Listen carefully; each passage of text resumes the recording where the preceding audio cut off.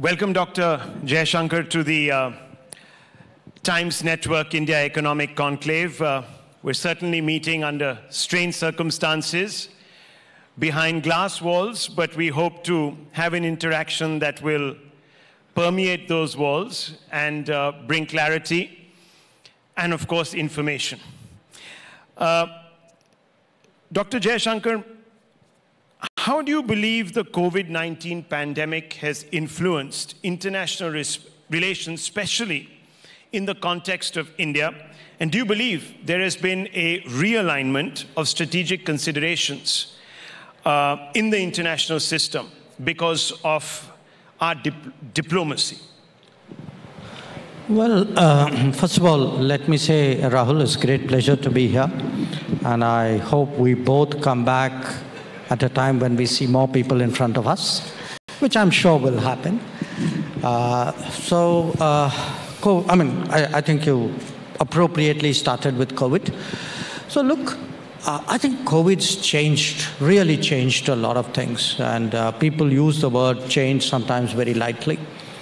From the viewpoint of my domain, first of all, I think everybody's sense of national security has changed. Today, we would think very naturally of health security as part of national security. I was meeting with some people from the Gulf. They actually said this has made them very conscious of food security because their food flows were interrupted, and India was one of the few countries which kept it going during that period. It's also raised big questions about global supply chains, how resilient, reliable those supply chains are. Questions about whether the world as a whole was over-dependent, over-reliant on a few producers. It's, in a sense, I would say, sharpened the globalization debate as well. It's had really multiple consequences. I think different countries are going to come out of it differently. There's a debate, which we used to have in India, this term strategic autonomy.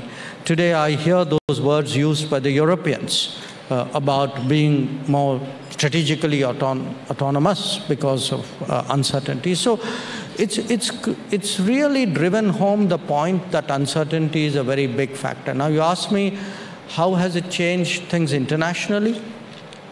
I think some of it is, what I'm saying, but some of it is also people have looked, whether they admit it or not, at comparative performances, how governments and regimes have responded to the COVID challenge. I think the fact that, we could, on the health front, respond. We set up 16,000 COVID centers. For a country which didn't make PPEs and masks and diagnostic kits, etc., we sort of created that capacity fairly quickly.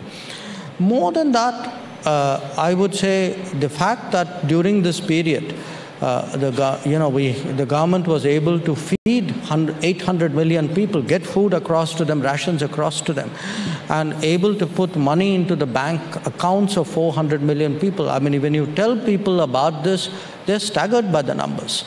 But it's also a story which hasn't, in my view, got the attention that it should have in the media, our own media, global media. I mean, don't take it as a complaint. I'm just stating a fact. I do think, to me it's interesting, you would have seen those polls too. How have leaders and governments come out of COVID? What were they before COVID? Where are they now? I would say almost across the world, governments have been challenged. There would be very, very few examples where a government or the leader of the government has come out stronger after the COVID. We are one of them. And so we must have done a few things right. Well, it's very interesting that you talked about governments being challenged, because one of the apprehensions about the post-COVID world order is that governments will become more authoritarian because the space to perhaps crack down would increase. Would you believe that that's true of the subcontinent, particularly India? No, No, not at all. I would say, in fact, it's kind of interesting. When we did the lockdown, you had voices saying, why did you do the lockdown? When you lifted the lockdown, you had voices saying, why did you lift the lockdown? When you moved money into the bank accounts of 400 million people without going into other people's pockets, they should ask the question, how did it happen? It happened because we are today more digital, our governance is better. So, in fact, you raise it in the context of COVID, but there's a larger point, and the larger point is, somewhere, liberty and freedom is not about bad governance and letting things sort of go along on their own. So that's a very, it's a sort of, I don't want to say, all right, I can't find a better word. I'd say that's a very jholawala attitude to realities of life. Look. So the state, you're saying, needs to become a little more paternalistic in times such as these? No, not paternalistic. Again, that would make it sound as though we are overstepping our limits. Look, the state has a responsibility. If the state didn't ensure people had money, state didn't ensure people had food, state didn't ensure, that they could go for treatment, who else is going to do it? These are the basic obligations of the state. So I would actually say, I say this with some thought, okay? I think the people of India have got it, okay? The people of India have got it that the state, the government, the people who have been vested with that responsibility today responded to COVID. And why I say that they've got it is, you look at all the elections which have happened as the COVID kind of, the numbers came down. Then the elections tell you a story. So I think this was frankly, one of the many sort of false debates we are having that, somewhere the COVID would be used for crackdown, etc. I think the reality is completely different. Well, I'll come a little later to what the likes of Freedom House and some other liberal democratic institutions have had to say. We'll come to that. But I really want to progress with you on India's emergence, really. And I think that's a point that no one can now contest.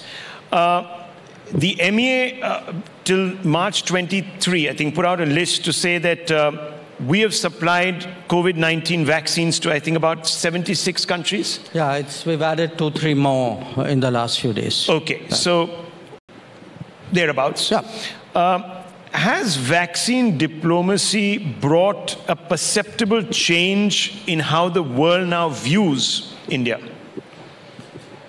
Short answer, yes. Now, long answer. Look, why did we, we started our vaccination program at the end of January. And I think our first shipment, if my memory serves me right, went out to the Maldives maybe 4 days later. And the second to Bhutan the day after. Why did we do that? Okay. We did it because it is actually, honestly, the decent thing to do, the right thing to do.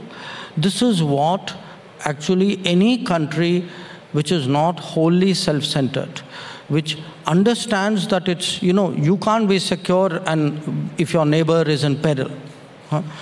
It's both, I would say, it's the smart thing and the right thing to do.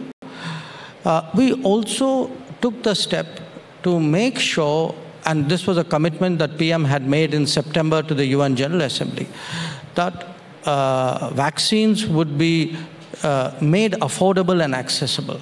And we had that experience earlier with hydroxychloroquine, which was that the richer, more developed countries were buying them all.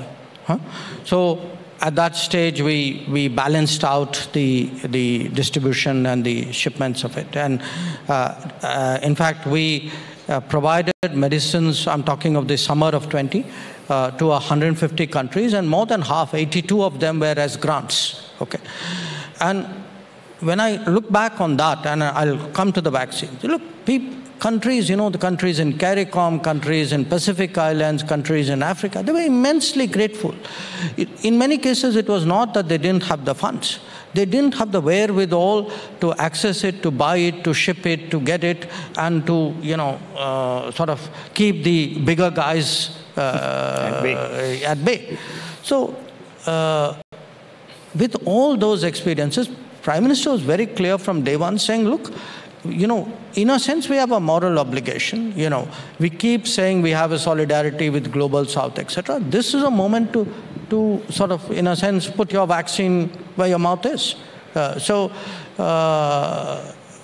mean, we've done that. But I would say in an interesting way, because, there's, the word nationalism is so overused. I mean, people are calling it vaccine nationalism. I would say it's vaccine self-centeredness, because a lot of people are focusing on their own needs, which is not, there's nothing wrong with that. But sometimes to the exclusion of others, in our case, I would say what we have done with vaccines, I think is a message to the world. It's a message to the neighborhood.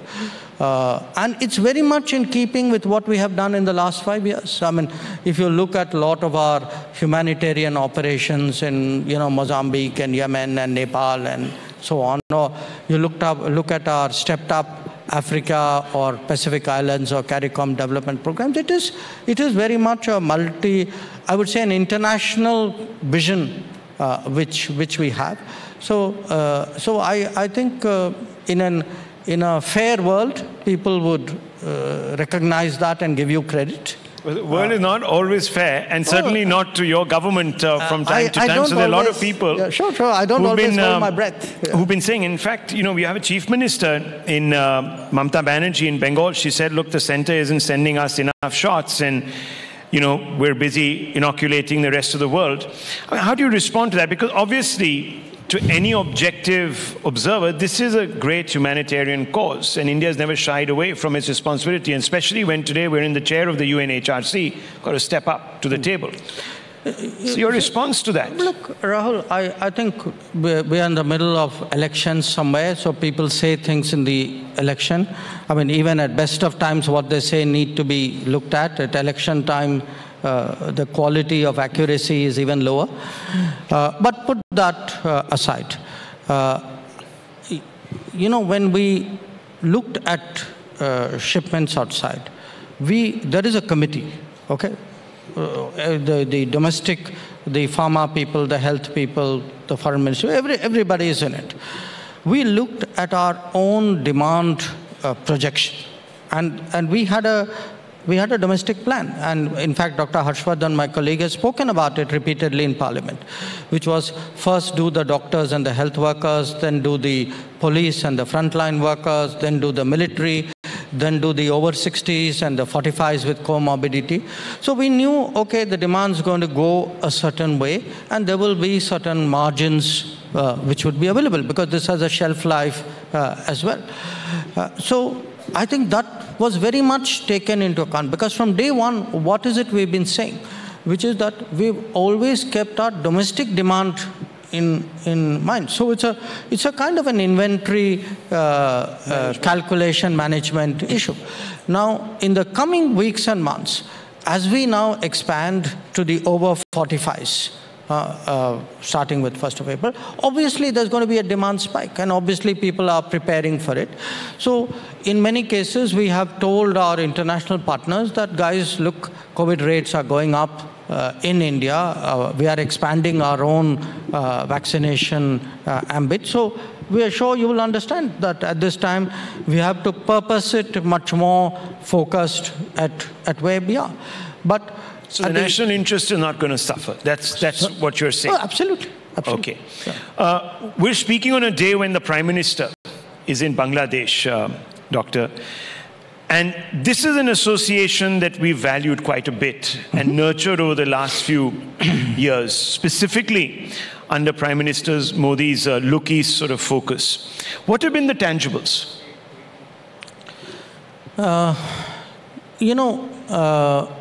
in many cases, that's a kind of question I would ask. But in this particular relationship especially, don't underestimate the symbolism. Okay? I'm not ducking the tangibles. I'm coming to that. I'll tell you why.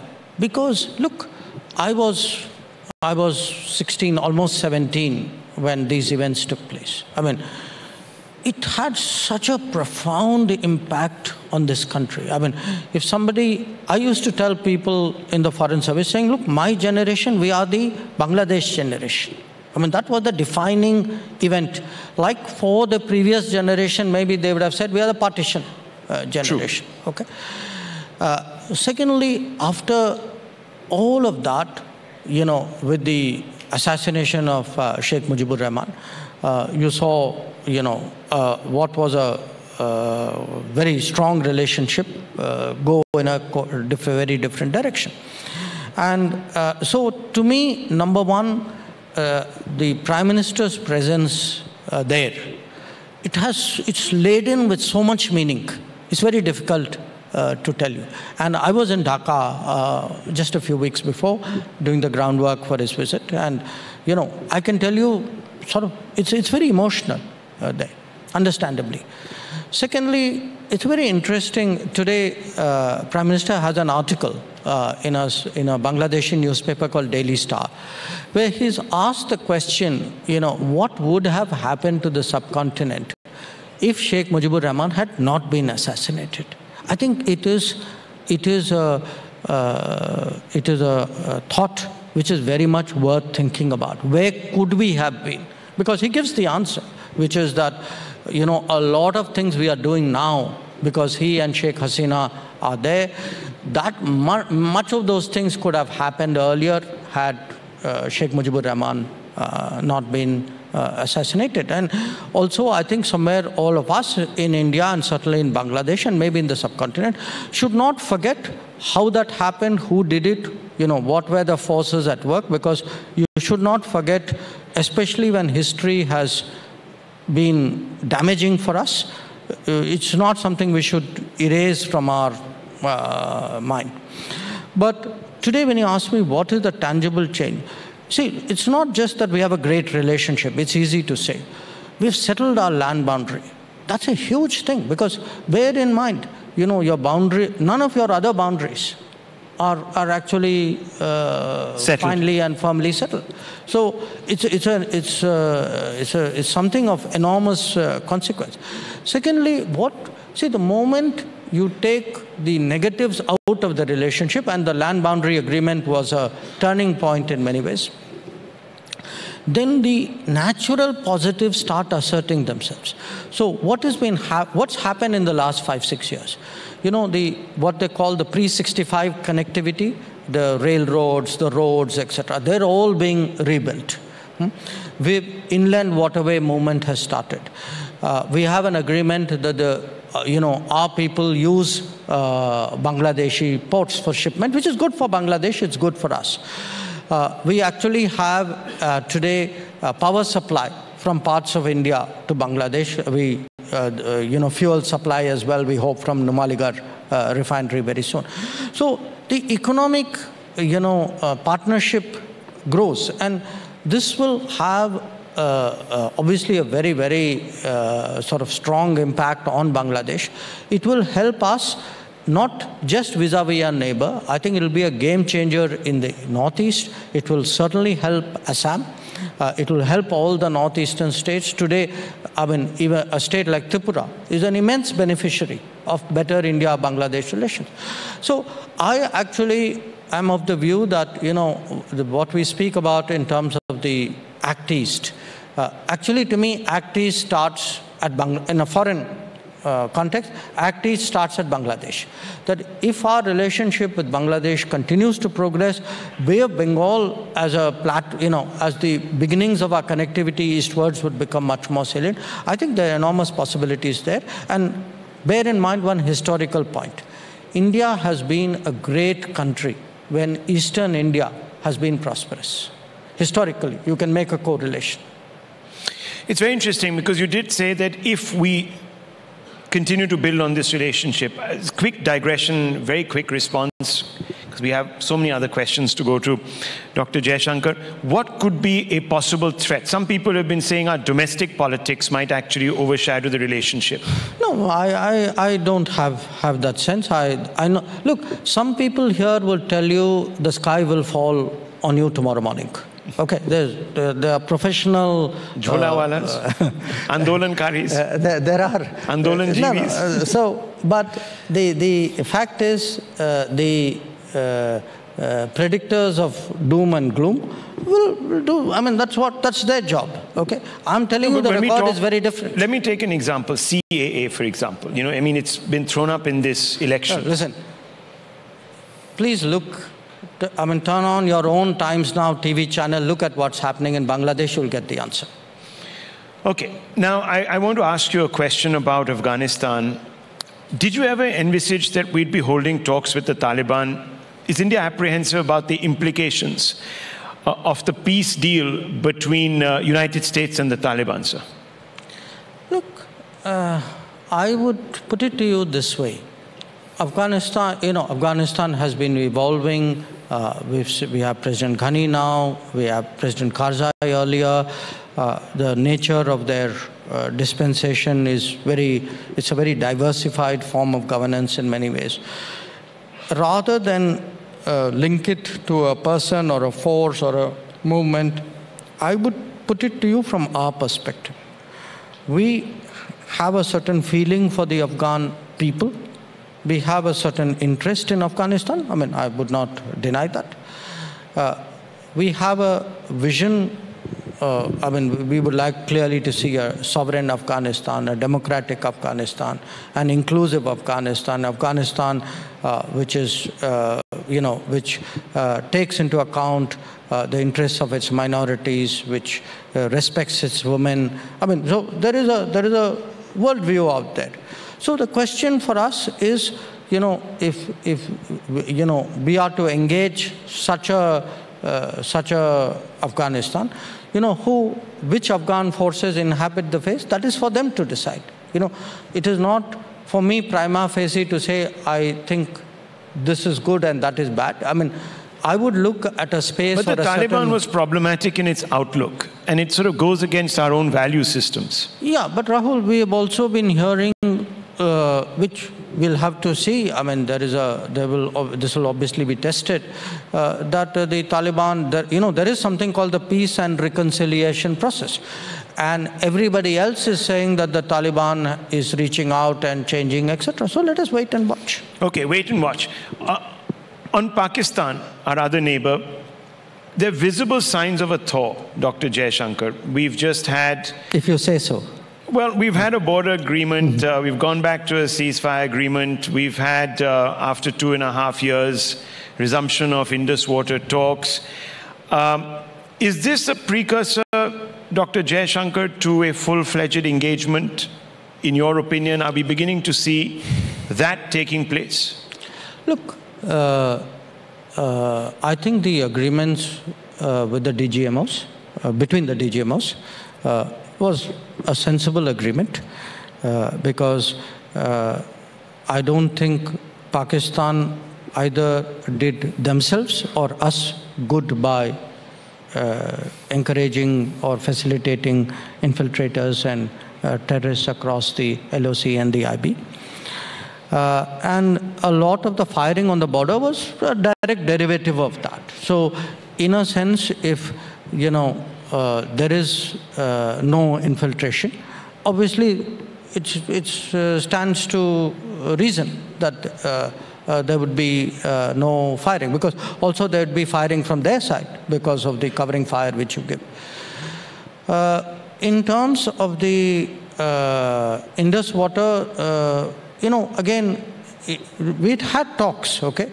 We have always been open to the commissioners' meeting because you know, we are both parties to a treaty. We have building certain projects. They have certain views on it. We can argue about the merits of our case. So we've never hesitated from that.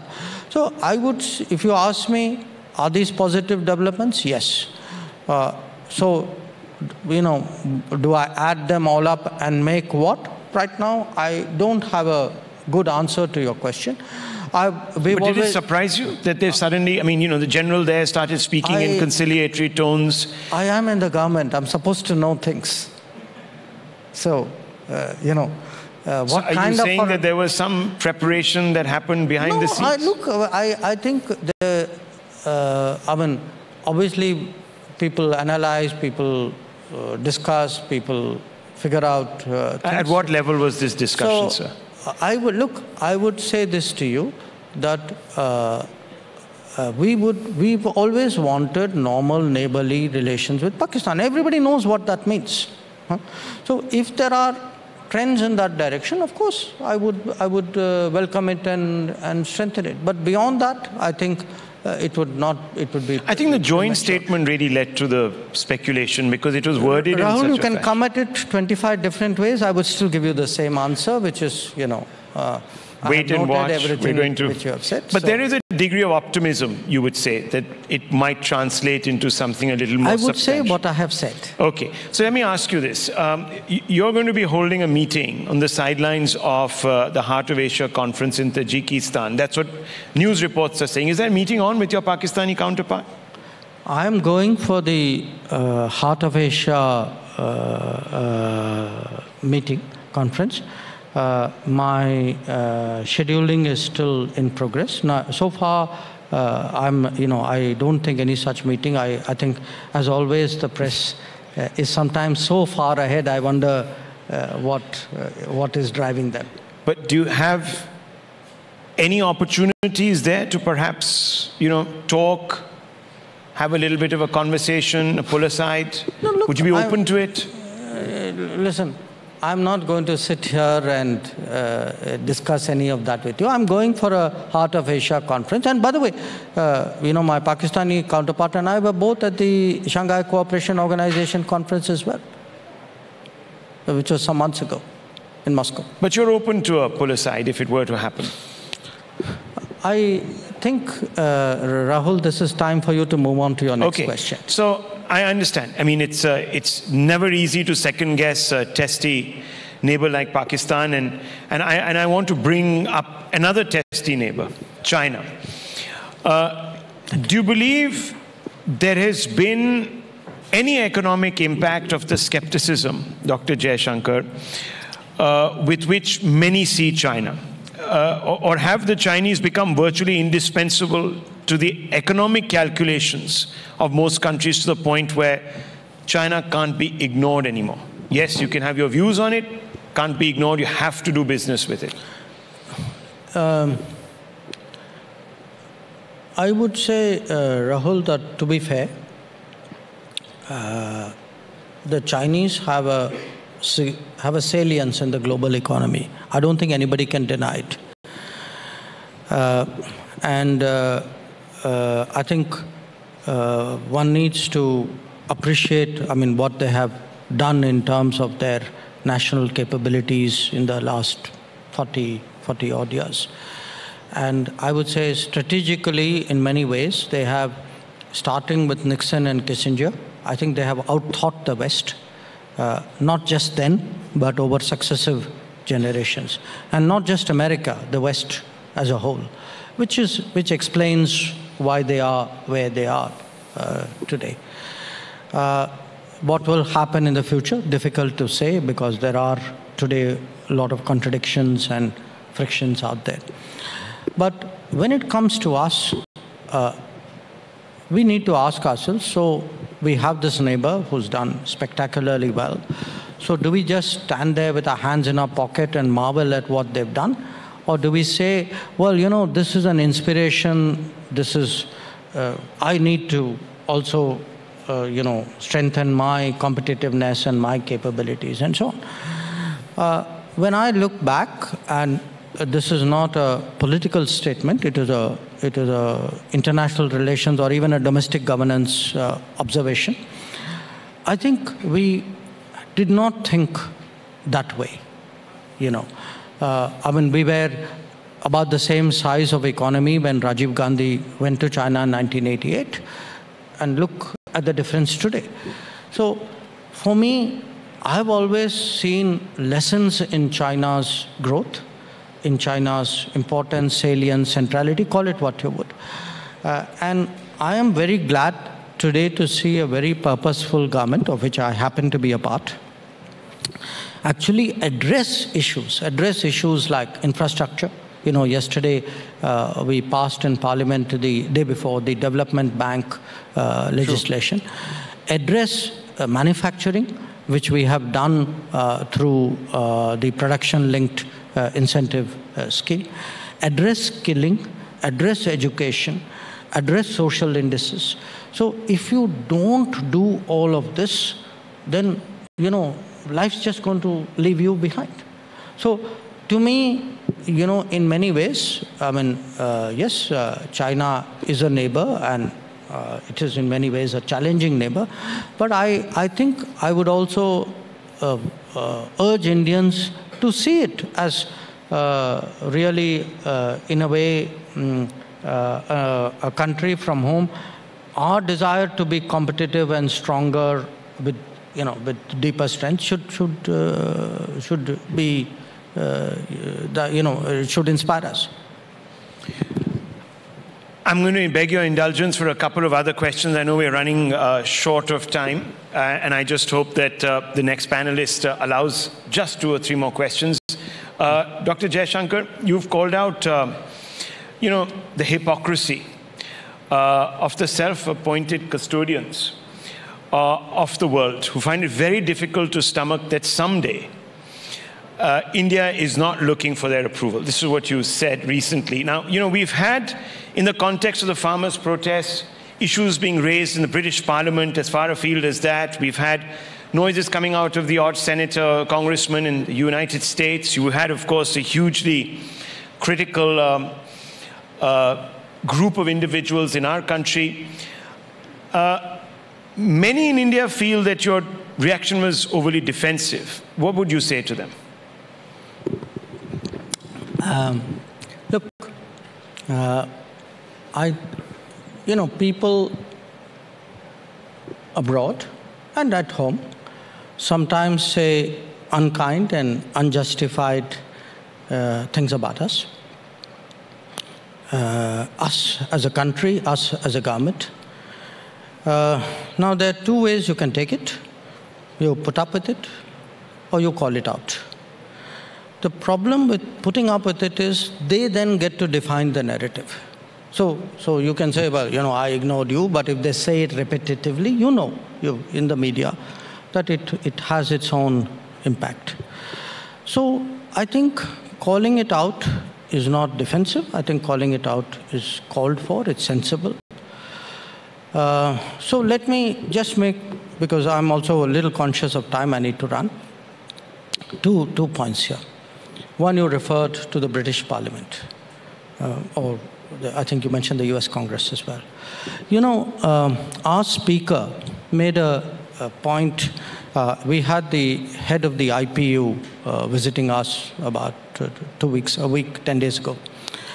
And our speaker made a point that it's not appropriate for democratic legislatures to pass comments on the working of other democratic legislatures. Okay. I think that's a very good point. So I hope, you know, what we think is a basic courtesy between legislatures should be observed. But if they are not, then I think people need to realize it's a two-way street. That today, if the British Parliament has a debate on what they feel about Indian laws and happenings in India, it's very likely that Indian members of Parliament will feel equally strongly about what's happening in UK or US or wherever else, you know, and want to do something similar. Because as I said, courtesy is a two-way street. The larger point, which is, you know, when I spoke about what was being said, look, you've got to understand 2-3 issues here. One, there are very, very comprehensive, very deep changes happening in this country. Okay? They are political, they are economic, they are social, they are cultural. Now, these changes, because, you know, and I mean, in a way, I would say, I would use the word revolution almost, but I would say it's democratic, so normally you don't use that. I mean, you won't say revolution, phrase, yeah. But you understand what I mean. Now, that today is encountering borderless politics, okay? So you can have people here who are politically not doing well, as you can see, so the debate doesn't stay there. The debate tends to extend out. So I think a lot of the noise that you are hearing is borderless politics meeting. So you're saying it's sponsored? Democratic. No, I'm saying what I'm saying, okay? A democratic revolution or a democratic transformation at home. That's the first point. Second point, there is much stronger governance in this country, okay? You can, you know, we spoke about 400 million bank accounts and 600 million people getting food. Now, why is that possible? Because you actually digitized India, your delivery system is different. So somehow in this country, there was a view that equating freedom and liberty with bad governance or non-governance. So when you start governing well, when you start, you know, using legitimate tools of governance and delivering on the ground, it's made out as though, you know, oh my God, you are infringing on freedoms. Look, this is the heavy state doing more than it should. So this is a second issue. A third issue is there's also a tendency, not accidental, there's a desire or an intent or a program to project leadership as a kind of something overbearing, almost like a dictatorship. Now, this country needs leadership. I mean, I think if you ask most of the people of this country, do you want to be governed by grey, faceless, nameless people who are taking decisions, or probably most likely not taking decisions? Or do you want, I mean, there are, for every country and every society, there's a crunch time. I mean, we saw it at COVID. No, somebody had to take the call. Were you going to let COVID spiral out of control with all the consequences, or did you have the courage? But what people complain about is the lack of consensus making and pushing legislation through Parliament every one of the issues which we are going through has been debated, not months, not weeks, not months, not years, in some cases decades. I mean, look at the agriculture reforms. Was it a new issue? Was 370 a new issue? I mean, these are issues, I mean, many of them in some cases since I was in school and college. So, look, these are long pending issues in many cases, and of course there are more contemporary issues. It cannot be that the person governing doesn't have to take a decision because there are people outside who say, well, you know, we have a different view. I mean, when you are elected, you have a responsibility to govern. When you have a responsibility to govern, you have to have the ability to take decisions. So my view is that this country needs leadership. It has leadership. I think the people of India appreciate it. I would point to the electoral democratic validation of that view. And you will get noise from outside. So, as I said, you either put up with it or you call it out. I chose option B. Well, I had a couple of more questions, but we've really maxed out on time. So do pardon me, Dr. Jaishankar, but you sent out a very, very important message to foreign parliaments, really, saying that, look, we might also debate all the issues that you're debating, sometimes in a censorious fashion on the floor of your parliament. So watch out. And this is a message that is being sent just before also Mr. Boris Johnson's visit. So that's a very interesting, it's a very, very interesting message to send out there. Thank you, Dr. Jaishankar. Thank you very much.